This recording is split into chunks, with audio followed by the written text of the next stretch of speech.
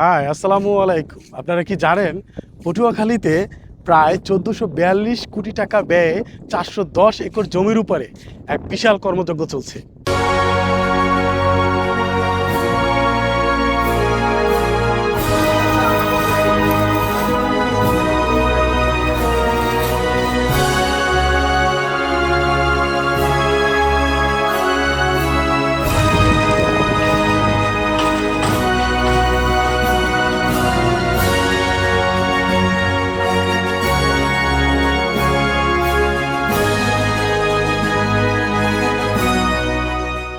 এবং এইখানে প্রায় ৩০৬টি শিল্প প্লট তৈরি করার ইচ্ছে আছে।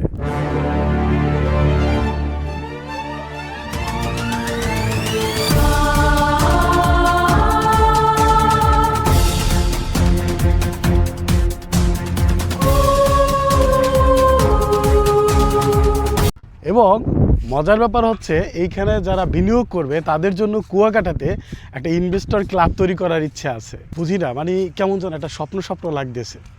কি বিশাল কর্মযজ্ঞ, কাজের পর কাজ, কাজের পর কাজ। বাট এইটা যদি কোনো রকমে কমপ্লিট হয়, আমি মানে চিন্তা করতে পারতেছি না যে আসলে এখানে তখন কীরকম দেখা যাবে। জানি না, হয়তো বা তখন নাও ঢুকতে দিতে পারে, বাট বোঝাই যাচ্ছে ইটস এ হিউজ।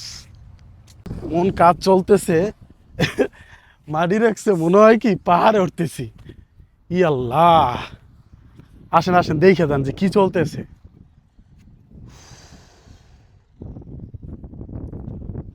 একটু দেখাও দেখাও, এই পাশটা দেখাও।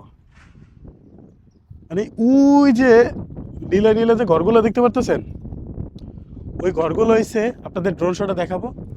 ওই ঘরগুলো হয়েছে মূলত এইখানে যাদের জায়গা জমি ছিল, যারা আর কোনো জায়গা জমি নাই, তাদের জন্য হচ্ছে ওই আশ্রয়ণ প্রকল্প টাইপের করে দিতে, অর্থাৎ ভূমিহীন যারা আছে তাদের জন্য হচ্ছে এইরকম আশ্রয়ণ করে দিছে।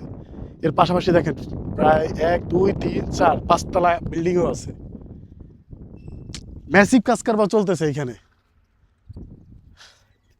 একবার মানে আমি মাঝে মাঝে দেখি আর একটা জিনিস ভাবি যে কাজটা যখন কমপ্লিট হবে, টোটাল কাজটা যখন শেষ হয়ে যাবে, তখন কীরকম লাগবে।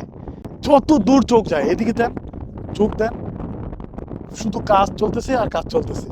এই পাশে চোখ দেন, শুধু কাজ চলতেছে আর কাজ চলতেছে। এই পাশে চোখ দেন, শুধু কাজ চলতেছে আর কাজ চলতেছে। মানে চারিদিকে শুধু কাজ আর কাজ।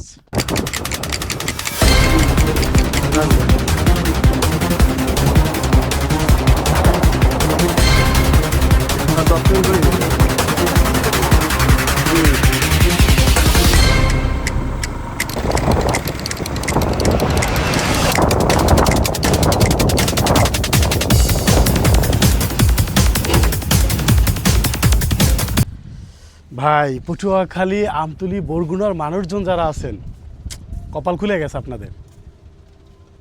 এই প্রকল্প যদি সুন্দরভাবে শেষ হয়, তাহলে এইখানে প্রায় প্রত্যক্ষ পরোক্ষভাবে 3 লাখ লোকের কর্মসংস্থানের ব্যবস্থা হবে। মাথা নষ্ট ব্যাপার কি জানেন, এই প্রকল্প যদি চালু হয় তাহলে প্রতি বছর এইখান থেকে প্রায় 184 কোটি টাকার পণ্য বিদেশে রপ্তানি করা হবে।